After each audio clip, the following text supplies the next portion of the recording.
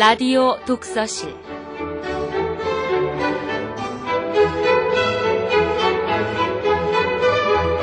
이 시간 진행의 김갑수 문화평론가입니다.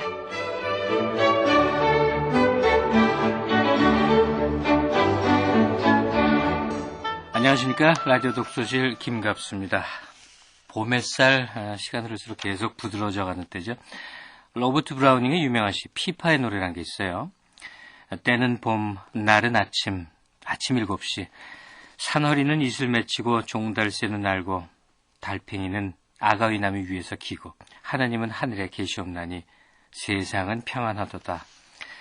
아마 이 시 들어보신 분들도 꽤 있을 겁니다. 봄날 부드러운 햇볕 속에 앉아 조름이 올 것 같은 그 속에 안온함이 있는 그런 시.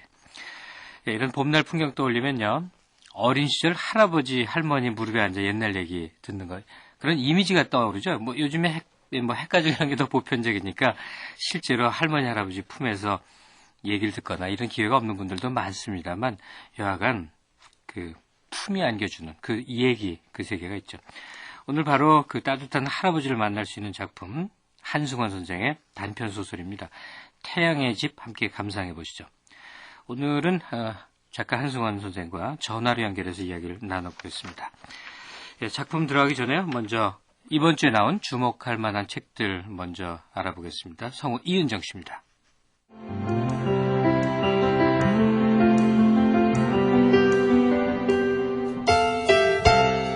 동인문학상과 현대문학상을 수상한 소설가 이순원의 첫 번째 산문집 은빛 낚시가 이룸에서 나왔습니다.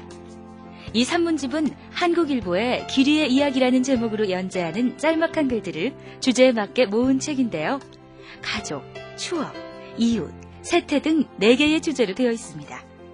이 책은 우리 주변의 즐겁고 감동적인 이야기들, 바로 우리의 삶을 담아내고 있습니다.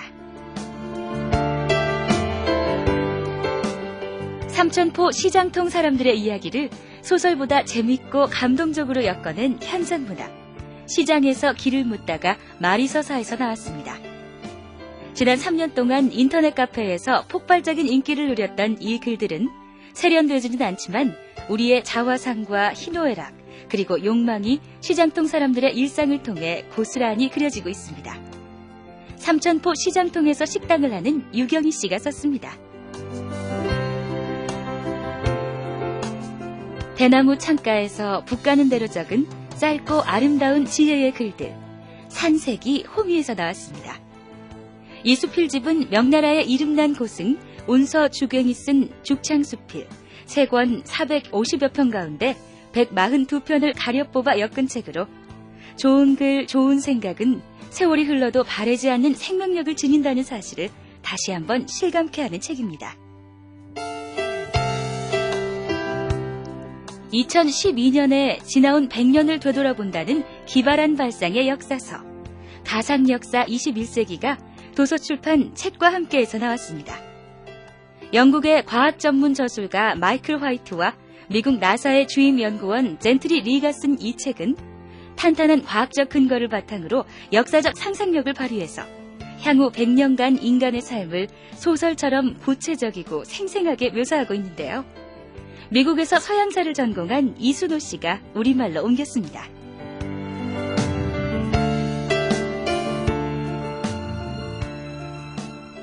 네, 신간 안내 받으셨습니다. 라디오 독서실 오늘 함께 하실 작품 한승원 씨의 단편 소설 태양의 집입니다. 먼저 간단히 작가 소개를 해드리면요. 작가 한승원 씨 1939년 전남 장흥생으로 68년에 대한일보 신춘문예로 등단한 이후 정말 엄청나게 많은 작품 그리고 많은 상을 수상하셨습니다. 우리에게는 이제 장편 아재아재 바라아재로 워낙 유명하게 익숙하게 다가왔고요. 1980년 한국소설문학상, 이후에 대한민국 문학상, 한국문학작가상, 현대문학상, 이상문학상, 서라벌문학상, 한국해양문학상 등 유수한상을 두루두루 수상하신 분입니다. 작가와 전화 연결되어 있습니다. 한승원 선생님. 네, 안녕하세요. 네, 안녕하세요. 예. 장흥에 내려가서 집필활동하신 지도 이제 꽤 오래되셨습니다. 언제 내려가셨죠? 96년이니까 이제 10년째네요. 아유, 10년이나 되셨군요. 네. 거기 생활 잠깐만 좀 말씀해 주시면 어떨까요? 예, 이 바닷가 마을이고, 앞에가 제가 연꽃바다라고 이름 지은 그 등량만 바다가 한눈에 내려다 보이는 곳입니다. 네. 언덕인데요. 예. 바다 보는 재미, 또 바다까지 산책하는 재미, 네. 또 싱싱한 회 먹는 재미, 조개 맛도 좋고요. 예. 그리고 앞산에 야생 차밭이 있는데 집사람이 거기서 차 따다가 덜꺼주면 그거 마시는 재미. 차를 직접 만드시는군요, 그러니까. 예, 집사람이 저를 양생하기 위해서 예. 아주 싱싱한 차를 잘 만듭니다. 그리고 또 하루 아침만 빼고 점심 저녁에 포도주 한 잔씩 곁들여서 마시는 그 재미로 삽니다. 그 예. 재미하고. 그래서 작품 완성을 쓰시는 것 같습니다. 오늘 감상할 작품 태양의 집. 내가 소설가가 된 것은 할아버지 영향이었다. 주인공 나가 소설가 아닙니까? 네네. 이 작품이 마치 선생님의 개인 얘기를 직접적으로 한 것 같은 사소설 같은 느낌이 듭니다. 어떻게 이 작품 구상하게 되셨는지요? 예, 소설 노년을 이야기하다 그 속에 들어있는 태양의 집이죠. 네. 근데 저는 늘 생활하면서 시간을 생각하게 되는데, 노년이라 할지라도 소멸되어 없어지는 그 시간만이 아니라, 네. 앞으로 우리들이 손자 세대에서 이 태양처럼 떠올라가지고 이 세상을 싱싱하게 밝혀주고 따뜻하게 해줄 그런 희망적인 시간이 곁들여서 함께 존재하지 않으면 네. 노년의 삶은 의미 없다고 보거든요. 예. 그 생각이 줄을 이루고 있는 게 태양의 집입니다. 노년이라는 게 그러니까 소멸의 시간이라기보다 새로 자라는 세대를 품어주는 그런 시간입니다. 네, 그렇죠. 알겠습니다. 이 태양의 집 이제 드라마로 저희가 만들어서 이제 작품 시작을 할 거거든요. 네. 잠깐 함께 같이 들어주시면 감사하겠고요.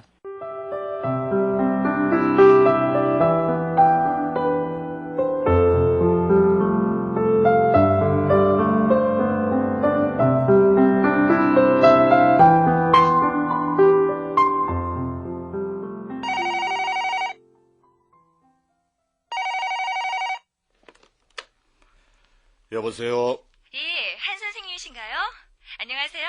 전 실버 영맨 편집부의 안혜란이라고 합니다. 선생님께 수필을 청탁드리려고요.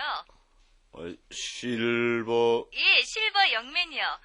새로 창간되는 개간 잡지예요. 제2의 인생을 구가하는 새 시대의 노인들의 알찬 삶과 활력 있는 노인문화 창달을 위해 창간된 개간 잡지입니다. 요즘 노인들 조용히 독서하고 명상하면서 여생을 즐기려고 하질 않아요.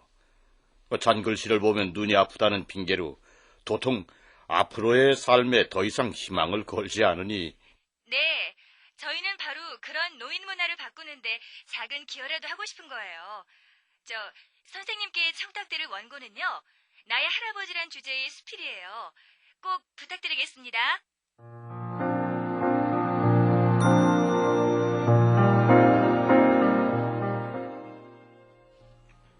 내 기억 속에는 아버지보다 할아버지가 더 선명하다. 아버지는 62살에 돌아가셨고 할아버지는 74살에 돌아가셨다.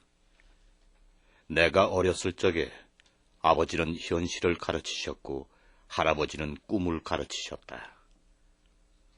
초등학교 시절의 대부분을 나는 할아버지 곁에서 살았다. 어떤 일로 인하여 절망할 때 나는 할아버지 말씀을 떠올리곤 했다. 아버님, 아직 안 주무시네요. 저 다녀왔습니다. 날씨가 아주 매섭다. 그래서 아랫목으로 와서 몸 좀 녹여라. 예.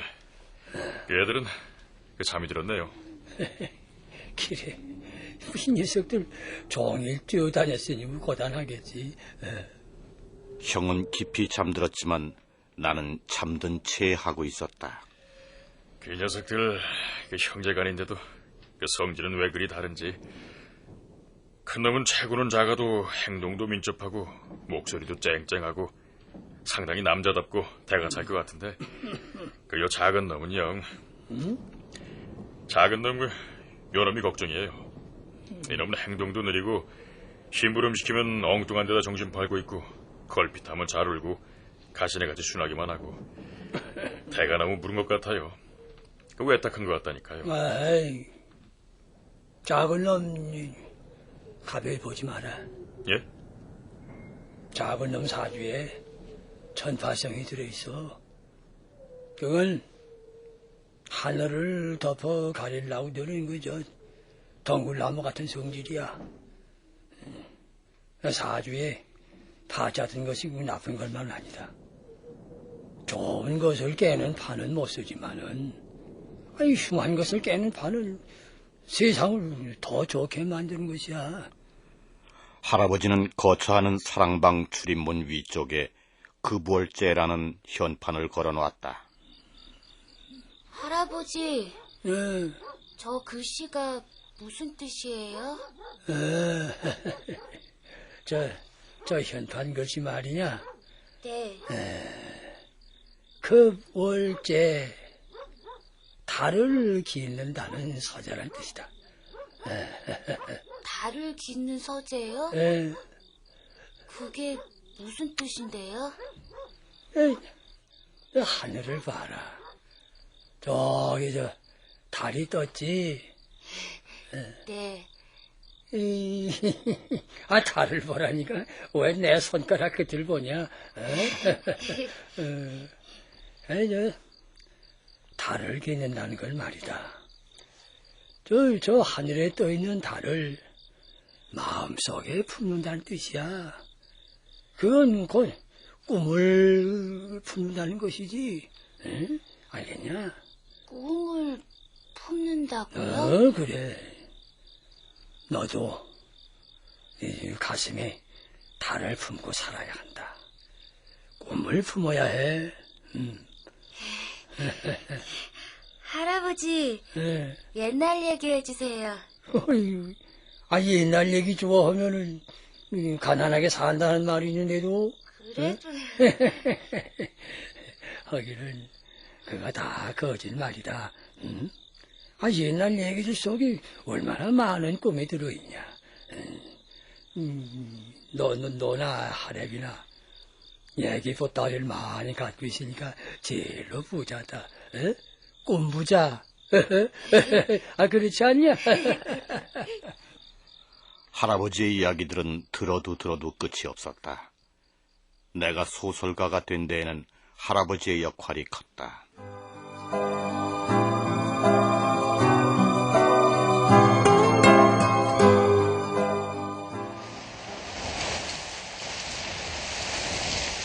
중학교 한 해 선배인 안기철 선생은 퇴직한 다음 대반마을의 일가 아저씨네 헌집에서 노모를 모시고 초등학교 4학년짜리 외손자와 함께 살고 있었다.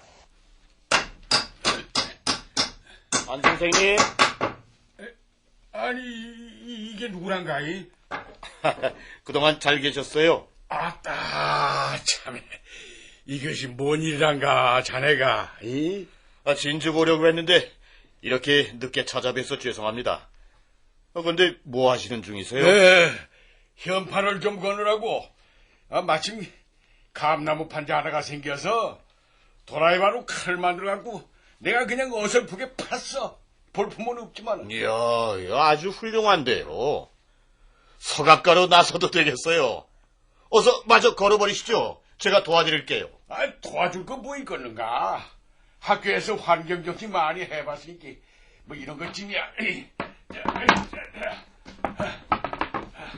이거 반듯하게 됐는가? 네. 그러나 그 현판은 71살 되는 늙은이에게는 전혀 어울리지 않는 것이었다. 내 머릿속에 급월제와 안기철 선생의 태양의 집은 대비되고 있었다. 내 할아버지께서 조용하고 그윽하게 꿈꾸며 살고 싶어 했다면 안기철 선생은 늙음하게 들어 더욱 밝은 쪽으로 나아가려 한다 싶었다. 차나 한잔하게 안으로 들어가지.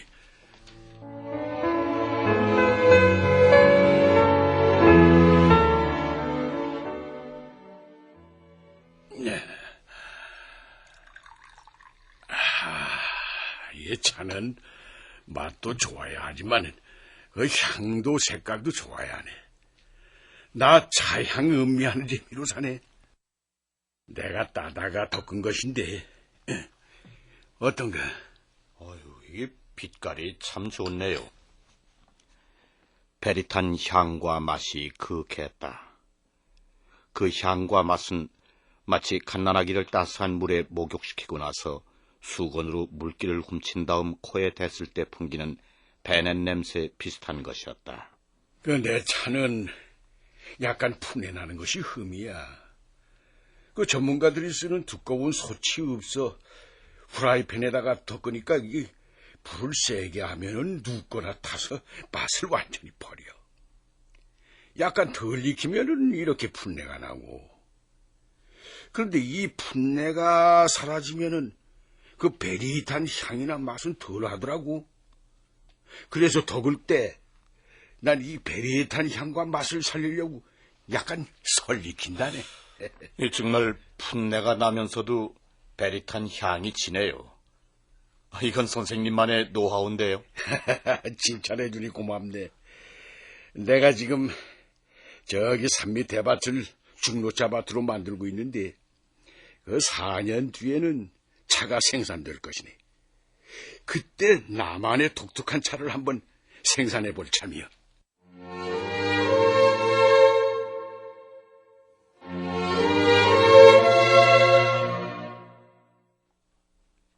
그는 4년 뒤엔 75살이 된다.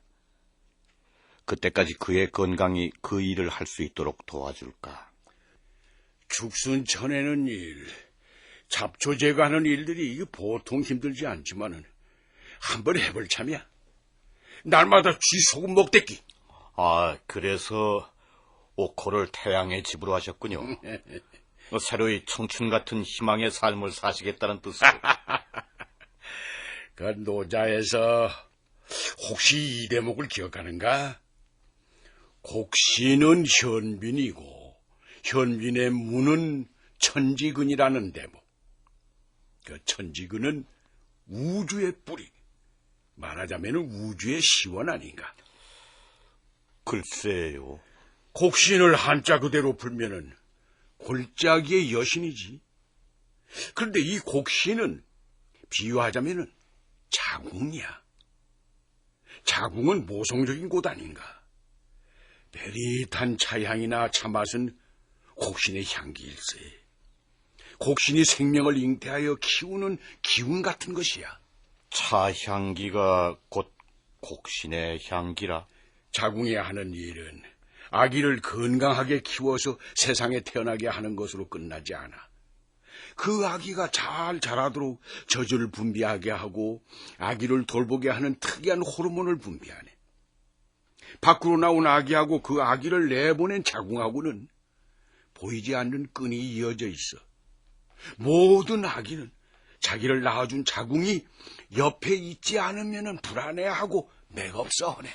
그러니까 곡신이 바로 우주의 근원이고 자궁이라는 얘기군요. 이렇게 말하면 자네가 웃을지 모르지만은 난 지금 자궁 노릇을 하고 있네.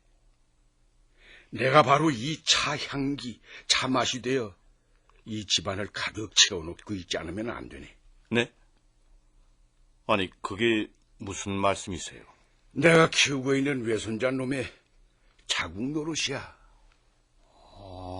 그러고 보니 태양의 집이란 현판도 외손자를 위해서... 애미 떨어져서 나한테 온 뒤로 이놈 입이 다쳐버렸어. 기가 푹 죽어서 눈치를 살피고 늙은이처럼 행동하는 거야. 자궁이 애미가 옆에 있지 않기 때문에 그러는 거라고. 하긴 어린애가 엄마와 헤어져 살려니... 공자님은 세상이 어질다고 했지만은 세상은 결코 어질지 않네. 내 퇴직금 가져다가 홀라당 날려버리고 10억짜리 빚쟁이에 몰려 떠도는 사윗놈, 빚쟁이 등살에 가출해버린 딸년, 그것들을 위해서 이 세상은 자궁이 되어주질 않아. 그런데 이 나한테 와 있는 외손자 놈은 그 무슨 죄가 있어 어머니 아버지를 놓쳐버렸는가?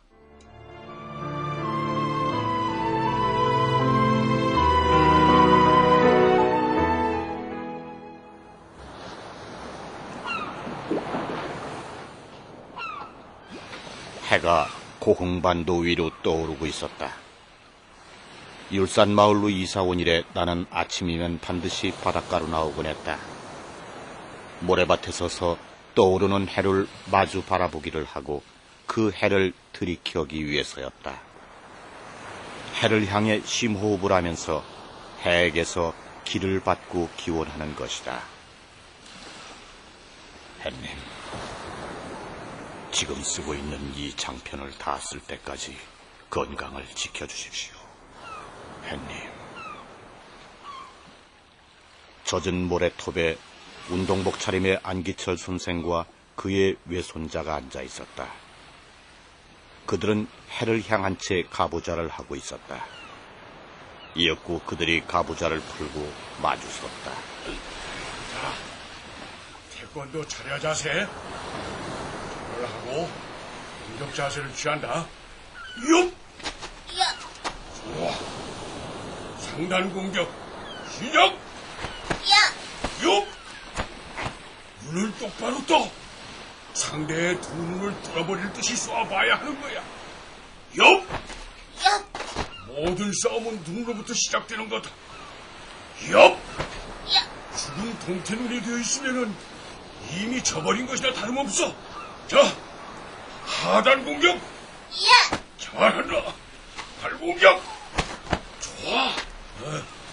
이번엔 돌려차기. 얍! 2단 옆차기. 안기철 선생의 공격과 방어 자세는 세련되지 않고 어설펐다. 그렇지만 선생은 진지하게 외손자를 가르쳤고 외손자 역시 성실하게 따라했다. 야, 차려 자세. 남자에겐 기가 있어야 하는 거다. 가장 바람직한 것은 패기야. 패기가 없으면은 용기가 있어야. 용기가 없으면은 오기라도 있어야 하고, 오기가 없으면 객기라도 있어야 하는 거야.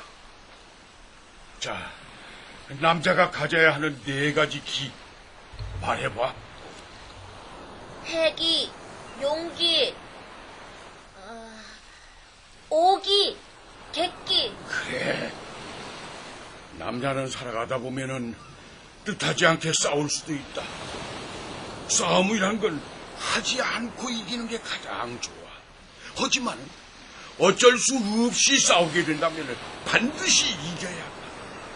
상대가 아무리 강해도 그 상대가 10번 때리면 나도 한 번은 때릴 수 있다는 각오로 덤벼들어야 하는 거야. 그래야 그 상대나 다른 동무들한테 비굴한 바보로 찍히지 않는 거다. 알았어? 네. 한 번 비굴한 바보로 찍히면은 모든 동무들이 다 한 번씩 때려보려고 한다. 세상은 그렇게 더럽고 잔인한 거야. 너 어머니 아버지가 옆에 없다고 기죽지 마라. 네 뒤에는 이 하렘이가 있잖아. 알았어? 너처럼 아침마다 이 바닷가에 나와서 태양을 가슴속에 들이마시는 동무가 어디 있나 봐. 네 속엔 저 태양의 힘이 차곡차곡 다져져 있어. 그 힘으로 넌 장차 아주 훌륭한 사람이 될 거야. 자신을 가져. 알았지? 나도 할 수 있다는 자신감 말이야. 안 선생님, 젊으셨을 적에 태권도 많이 하셨나 봐요. 아이고. 야, 영우 너 공격 폼, 방어 폼, 발차기 폼 아주 그럴듯하더라. 학창 시절에 운동 삼아 좀 했지. 이 운동을 하면은 육체와 정신이 다 단련되는 거 아닌가. 심사를 받은 적이 없으니까 내가 태권도를 제대로 익힌 건지는 몰라. 하지만은 이걸 배워둔 덕분에 젊어서부터 누구한테도 꿀리지 않고 당당하게 살아올 수 있었어. 영우야, 내가 보니까 영우 폼이 딱 잡혀있더라. 열심히 연습하면 선수로도 나갈 수 있겠다. 영우야, 이제 엎드려 팔 굽혀 필기하자. 그만하면 안 돼요? 영우야, 나도 같이 할 건데. 우리 같이 하자. 야, 하나, 둘, 셋. 잠시 심호흡하고 나서 다음 넷, 다섯, 여섯,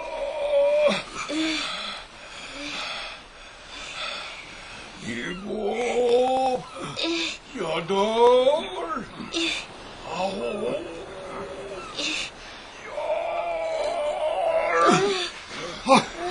열. 힘들다. 마지막으로 달리기. 이 달리기는 모든 운동의 기본이라고 했지. 저기 있는 100가지 달리기다. 자, 시작! 고기잡이 100까지 달려온 그들은 맨손 체조를 하기 시작했다. 나도 그들을 따라 했다. 아침마다 데리고 나오는 모양이시죠? 네. 방학 동안이나 심신 단련을 좀 시키려고. 영우는 좋겠다. 할아버지께서 이렇게 사랑해 주시니.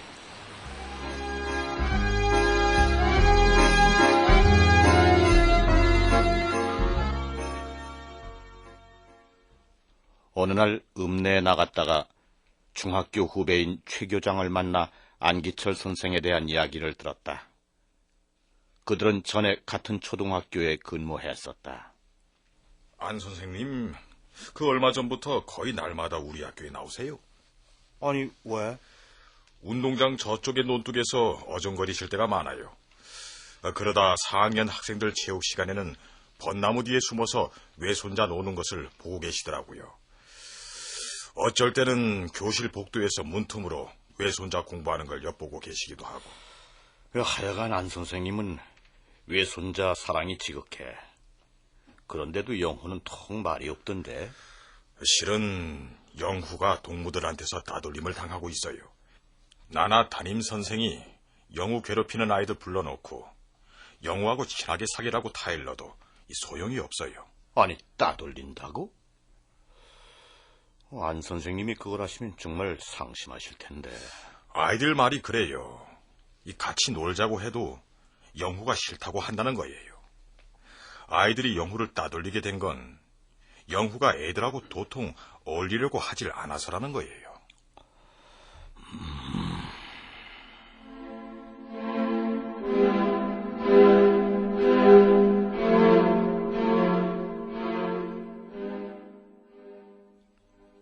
나는 안기철 선생과 영후를 우리 집으로 초대했다. 활짝 핀 수련을 보여주기 위해서였다. 15평쯤 되는 연못에는 바야흐로 자수련꽃 80여 송이가 활짝 피어 있었다. 이야, 이 수련꽃이 정말 이게 장관이군. 정말 아름다워. 영호야, 수련꽃 이쁘지? 지금 12시가 돼가니까 꽃들이 활짝 피어 있는데 말이야. 2시쯤 되면 꽃이 오므라들어. 4시쯤 되면 아주 봉오리가 되어 잠을 잔단다. 그랬다가 내일 아침 7시부터 피기 시작해. 신기하지? 네. 꽃도 잠을 자고 아침엔 일어나고 그래요? 그럼. 이 수련꽃은 사흘 동안 피고 잠자는 일을 계속하다가 나흘째 되는 날엔 오므라진 채 하루를 보낸단다. 그리고는 닷새째 되는 날엔 물속으로 숨어버려. 물속으로 숨는다고요? 왜요? 녹아 없어지는 거야. 꽃들이 물속에서 녹아 없어질 때 수련꽃 향내가 퍼진단다. 그러니까 꽃은 한 생애를 살고 마지막엔 향기를 남기고 죽는 것이지. 이 연못 안을 들여다봐봐. 뭐가 보이지? 금붕어, 잉어, 개구리도 있네? 저건 뭐지? 그 팔딱팔딱 뛰는 거 소금쟁이란다. 저것들은 말이야, 서로 도우면서 살고 있어. 물고기가 싼 똥물을 저 수련뿌리가 빨아먹고는 무성하게 자라서 예쁜 꽃을 피우는 거야. 향기도 풀어놓고 연못을 수련이 깨끗하게 해주니까 물고기나 개구리들이 상쾌하게 살아갈 수 있는 거지. 이 연못을 보고 이 할아버지는 시를 쓰기도 하고 소설을 쓰기도 한단다. 그러니까 이 연못의 주인은 나 혼자가 아니고 여기에 살고 있는 모든 생명체야. 영우야, 이처럼 모든 생명체는 서로 도와가며 사는 거고 서로 연결돼 있는 거란다. 이거 배고프네. 그 영우도 배고프지? 봐, 우린 다 연결돼 있지 않냐?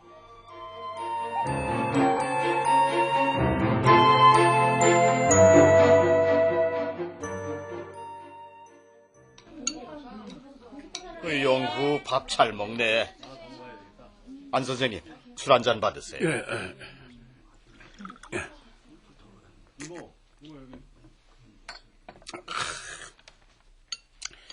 근데 이 아이 태어날 때 제 애미가 꾼 태몽이 참 이상한데 그 한 선생이 해몽을 좀 해주시게나? 아니, 어떤 태몽인데요? 이 아이 애미가 깊은 산속에 들어갔는데 바위하고 나무 뿌리가 맞닿아 있는 곳에서 그 맑은 샘물이 펑펑 솟더래. 그래 그 물을 두 손으로 받아 마시고 또 마셨다는 것이요. 맑은 샘물이라. 그런데 이 아이 외할머니가 꾼 꿈은 또 아주 특이하네. 저기 그 청동가 어딘가에서 그 황소 뿔쌈을 붙이지 않던가. 그런데 거기서 제일 잘생기고 뿔쌈도 제일로 잘한 챔피언 황소라는데 아침에 막 솟아오른 새빨간 해를 한아름 이고 저쪽 풀밭머리에서 달려왔다는 거예요. 황소가 두 뿔에 해를 이고서요? 예, 그 황소가 이 아이의 애미를 향해서 돌진하더래. 이 아이의 애민 곤히 자고 있었고 그래 외할머니가 소리를 지를 때 아가 일어나라. 그래도 애민 깨나지 않더래. 근데 이상하게 이 황소가 장기만큼 작아지더니 애미 치마 속으로 뛰어들더래. 황소가 새빨간 해를 머리에 인 채? 이야, 참. 이 태몽을 어떻게 해석해야 할까? 문득 안기철 선생이 구상하고 있는 태양의 집 정신이 떠올랐다. 그 해몽 좀 해주시게. 네. 황소는 힘센 짐승이고 뿔은 공격 무기죠. 거기다가 두 뿔 위에 이고 있는 태양은 세상을 밝히는 것이고요. 원효 스님은 황소의 두 뿔 사이에 삼매경론을 싣고 다니면서 주석을 했다고 하더군요. 원효 스님이 황소의 두 뿔 사이에 경전을 싣고 다녔다고? 네. 두 뿔은 무엇입니까? 두 가지 깨달음의 빛이에요. 원효 스님이 두 뿔 한가운데 싣고 다닌 것은 태몽 속의 태양하고 같아요. 우주의 율동은 그 태양빛에서 시작되죠. 우주의 율동은 태양빛에서 시작된다. 그렇지. 태몽이 굉장히 역동적이네요. 숲속 바위와 나무 뿌리에서 솟아오른 샘물도 역동적이에요. 하나는 불이고 하나는 물인데 둘 다 굉장한 태몽이에요. 태몽은 앞으로 태어날 아기의 운명을 그대로 예언하죠. 나도 이 굉장한 태몽인 건 짐작하네만. 영우 이 아인 겉으로 보기엔 조용하고 수줍어하고 말이 없고 순종적인 듯 싶지만 앞으로 자아가 형성되기 시작하면 굉장히 적극적이고 역동적인 삶을 살 겁니다. 어떤 일이든지 한번 해내기로 마음먹으면 기어코 해내고야만은 끈질긴 패기를 드러내볼 거예요. 입대까지 어느 누구한테도 우리 영우 태몽 얘기를 하지 않았네. 왜냐면은 태양을 머리에 이고 있다는 건 좋은데 그 거대한 황소와 두 뿔이 마음에 걸려서 이 아이가 장차 너무 공격적인 사람이 되지 않을까 걱정했네. 아니에요. 영호는 공격적인 사람이 아니라 아주 적극적이고 끈기 있는 사람이 될 겁니다. 한 선생 해몽을 들으니까 아주 기분이 좋네. 자, 우리 한 잔 더 하세. 예. 황소는 절대로 먼저 공격하지 않는 동물이에요. 상대가 위협을 가해왔을 때만 방어하려고 공격할 뿐이죠. 영호는 듬직하고 믿음직스러운 인재가 될 거예요. 정말 그럴까? 두고 보십시오. 영우야, 그럴 거지? 윗집에서 나온 안기철 선생은 영우 손을 잡고 모래밭으로 들어갔다. 나는 그들의 뒷모습을 바라보면서 생각했다. 그 태몽, 혹시 안 선생이 지어낸 게 아닐까? 태양의 집을 짓고 그 집에 태양 정신의 씨앗을 심고 있는 모양이야. 참 대단한 동화 작가군. 한 아이의 미래를 설계하고 거기에 정신을 담아주려 하는 동화 작가.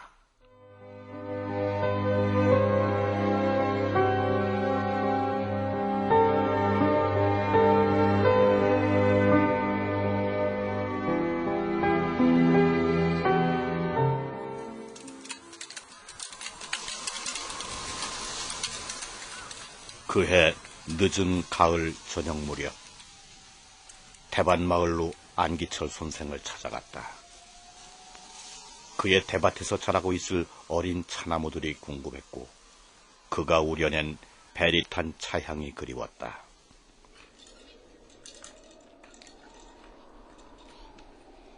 와, 잘난다.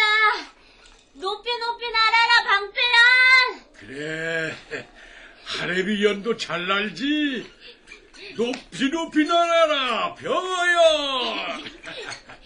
나도 그들과 더불어 연을 띄우고 싶었다. 돌아가신 할아버지가 떠올랐다.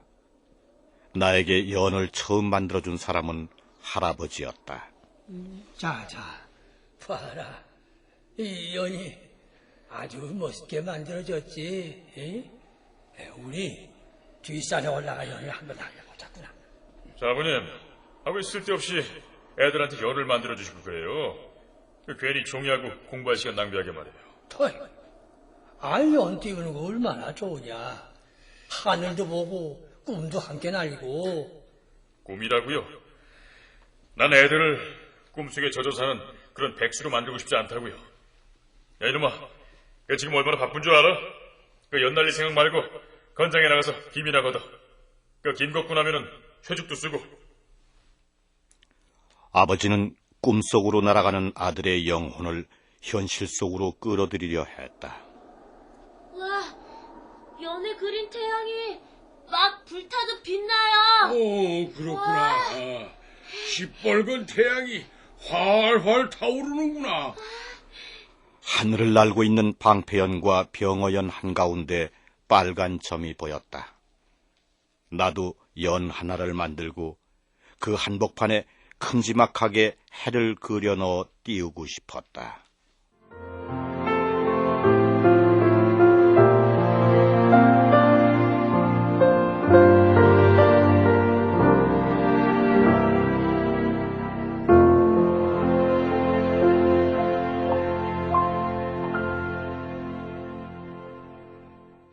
지금까지 출연해 이완호, 최흘, 김진동, 진웅, 이광수, 이은정, 이승주, 오인실, 음악 임은경, 효과 강성범, 안익수, 장찬이었습니다. 한승원 선생님. 네네. 네.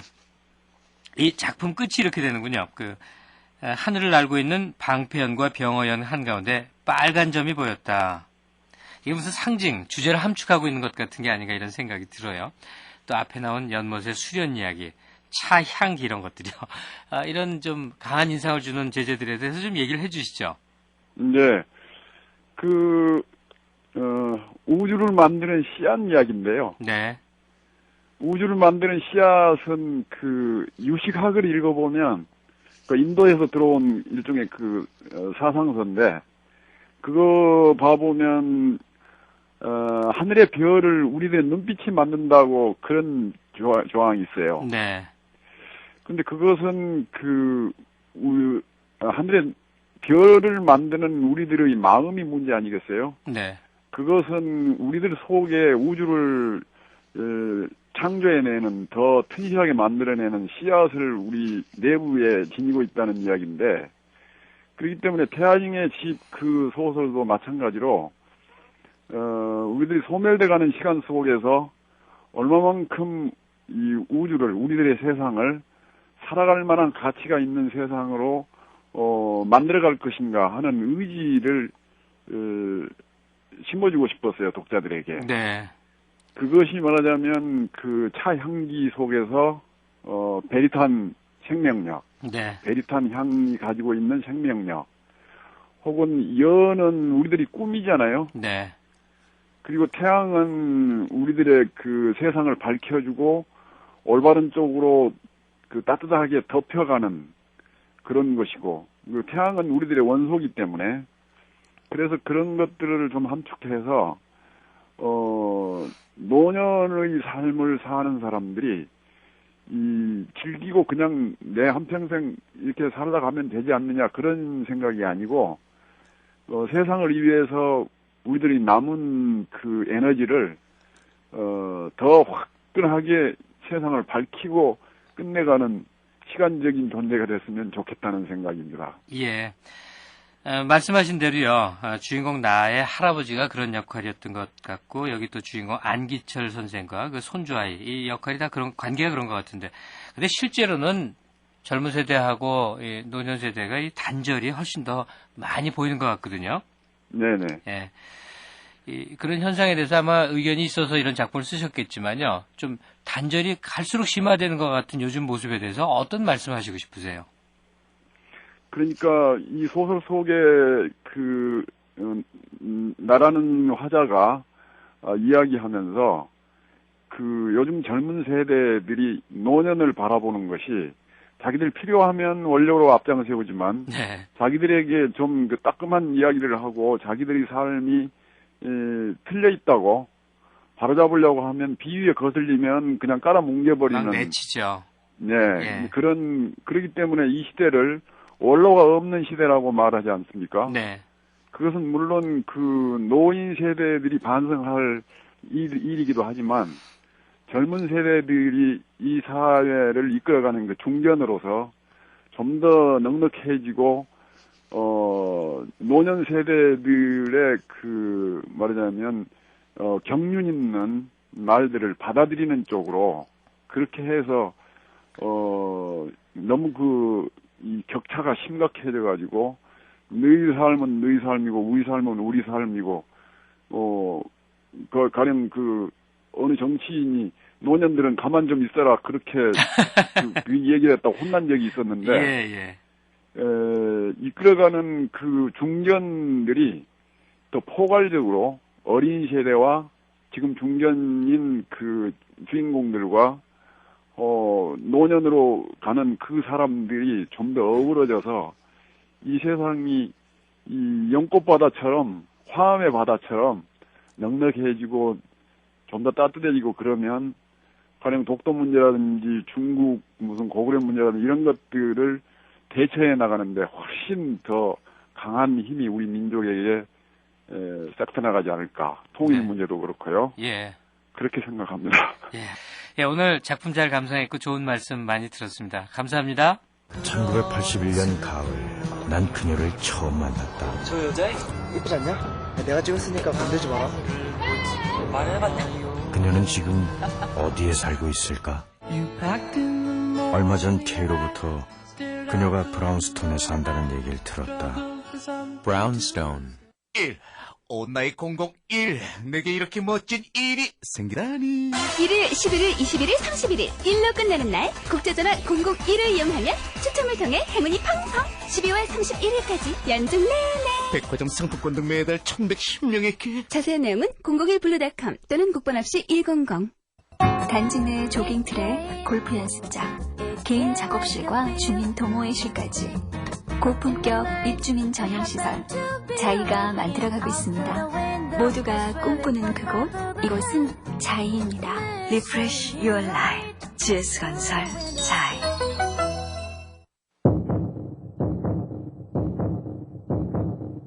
불가능은 없다고 떠드는 것은 의미가 없다. 행동으로 보여줘야 한다.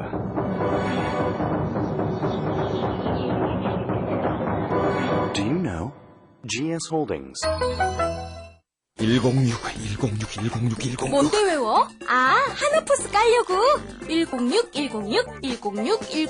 너도 하나포스 깔려고? 아니, 하나폰 가입하려고. 맞다. 하나폰도 106이지? 초고속 인터넷 하나포스도, 집전화 하나폰도.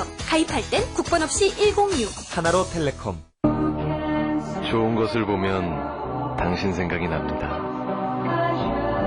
내가 당신을 사랑하는 방법은 좋은 집에 살게 해주는 것. 경남 아너스빌에 살게 해주고 싶습니다. 당신의 자부심이 되도록 Pride Building 경남 기업. 검단이 새로워집니다. 100만 그루 이상의 나무가 있는 푸른숲 드림파크와 2007년 인천국제공항철도 경서역 개통 예정으로 검단이 새로워집니다. 새로운 검단 2편한 세상에서 만나세요. 문의 032-561-5020. 대림산업. 4월 봄숲, 송어 먹이질 소리 가득하다. 어서 먹고 힘을 기르라 송어. 그리하여 너 태어난 숲, 또 하나의 생명을 열게 하라. 숲의 소리를 들어라. 우리 강산 푸르게 유한 김벌리. 야, 이제 그만 좀 부르지. 리모컨이 네 거야. 리모컨 내놔. 안 내놓지? 어떻게 껐어? 애니콜이 리모컨이거든. TV 오디오 DVD를 리모컨처럼 자유롭게. 놀라움은 늘 애니콜로부터. 디지털 엑사이팅 애니콜. 안녕하세요. 배우 조승우입니다. 작품 속 나와는 다른 삶을 만나면서 어려운 이웃들을 돌아보게 되었습니다. 저도 작지만 사랑의 나눔을 함께하며 모두가 행복해지는 세상을 상상해봅니다. 더 좋은 내일을 상상합니다. KTNG. ING 생명 고객 윤석화 씨. 연극은 할수록 더 어렵죠. 그러니까 더 많이 연습하게 돼요. 하지만 인생에는 연습이 없잖아요. 그래서 ING 생명. 전문가에게도 전문가가 필요합니다. 남다른 인생 계획. ING 생명. 햇빛. 최민식씨는 오늘 바카스 D와 함께 좋은 사람을 만나러 갑니다. 최민식 씨의 신나는 발걸음에 그 사람이 보이네요. 타우린 2000mg의 신활력. 새로 나온 바카스 D. 선생님!